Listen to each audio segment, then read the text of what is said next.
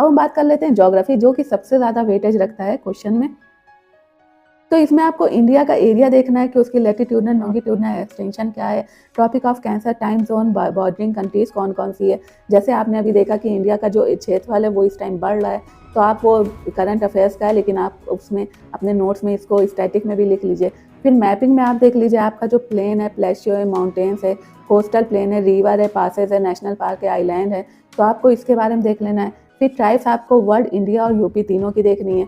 Monsoon के बारे में आपको पता होना चाहिए। सॉयल टाइप, सॉयल क्या है, सॉयल टाइप्स क्या कैसे होते हैं, कहाँ पे कौन सी सॉयल मिलती है, उस सॉयल में कौन कौन सी आप खेती कर सकते हैं। फिर फॉरेस्ट टाइप आपको पता होना चाहिए, फॉरेस्ट रिपोर्ट जो आपकी आई है ISFR, आपको वो पता होना चाहिए। फिर आपका मोस्ट इंपॉर्टेंट है minerals, mines, industry, agriculture, energy, इसके बारे में होना चाहिए। सोलर सिस्टम सबको पता है, लेकिन तब भी आप एक बार इसको रिवाइज कर लीजिए, कौन सा प्लैनेट किससे बड़ा है और कौन किससे बना है। तो इस तरह से आपका कैंसर, कैप्रिकॉर्न, इक्वेटर, तो इसको कौन कौन सी कंट्री जो है, किस किस कंट्री से ये तीनों लाइन जो है गुजरती है। रॉक और उसके टाइप, वॉल्केनोज, कहाँ कौन सी कंट्री में कौन से वॉल्केनो पाए जाते हैं। अर्थक्वेक में जो आपकी वेव टाइप होती है, जैसे आपका एस वेव हो गया, पी वेव्स हो गया, तो ये आपको पता होना चाहिए।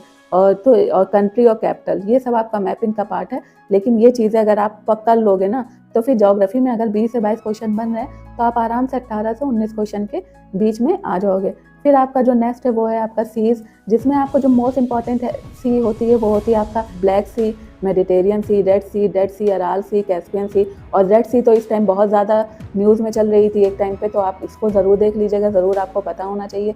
फिर आपका ओशियन करंट की कौन सी कोल्ड करंट है, कौन सी हॉट करंट है, ये सिंपली आप मैप के थ्रू पढ़ लेना, आपको याद हो जाएगा। पोर्ट्स आपको वो देखना है जो कि इस टाइम न्यूज़ में चल रहे हैं। जैसे आप देख सकते हो इजराइल का हाइफा पोर्ट, तो वो भी आपके लिए इंपॉर्टेंट हो जाता है। इंटरनेशनल बॉर्डर्स, यानी मान लीजिए पूछ लिया कि पाकिस्तान और इंडिया के बीच में कौन सा बॉर्डर पड़ता है, इसी तरह आपका चाइना और इंडिया के बीच में कौन सा बॉर्डर पड़ता है, तो आपको उसका नाम पता होना चाहिए। फिर आप देख लीजिए कि विंड्स क्या क्या, विंड्स का अलग अलग जगहों पे क्या नाम है, जो लोकल विंड्स है इंडिया में उनका क्या नाम है, साइक्लोन कैसे आता है, उसका फॉर्मेशन कैसे होता है, ठीक है, हाई प्रेशर पे आता है, लो प्रेशर पे आता है, तो ये चीज़ें आप पढ़ लीजिएगा। फिर एनवायरनमेंट में आपको बहुत नहीं पढ़ना, बस आप इकोलॉजी, जो कि आपका इंपॉर्टेंट है, इसमें आपको पता होना चाहिए कि इकोलॉजी का जो टर्म है वो किसने दिया था, और इकोसिस्टम के बारे में आप डेफिनेशन देख लेना, बायोडाइवर्सिटी के बारे में पढ़ लेना।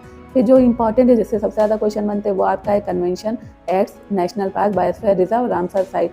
और अब क्वेश्चन का ट्रेंड थोड़ा बदला है, जिसमें सस्टेनेबल डेवलपमेंट गोल को मैचिंग के फॉर्म में दे देते हैं, बोल देते हैं कि ये सस्टेनेबल डेवलपमेंट गोल को उनके नंबर के साथ मिलाओ। गोल 10 में किसके बारे में बात हो रही है, गोल 13 में किसके बारे में बात हो रही है। अगर आपको पता है तो आप बताएं कि गोल जो है आपका 10 और गोल 13 ये किसके बारे में बात करता है, ये आप कमेंट में करिएगा। इसकी लिस्ट आपको मेरे टेलीग्राम चैनल पे मिल जाएगी, तो आप उसको भूलिएगा नहीं, आप उसे ज़रूर ज्वाइन कर लीजिएगा।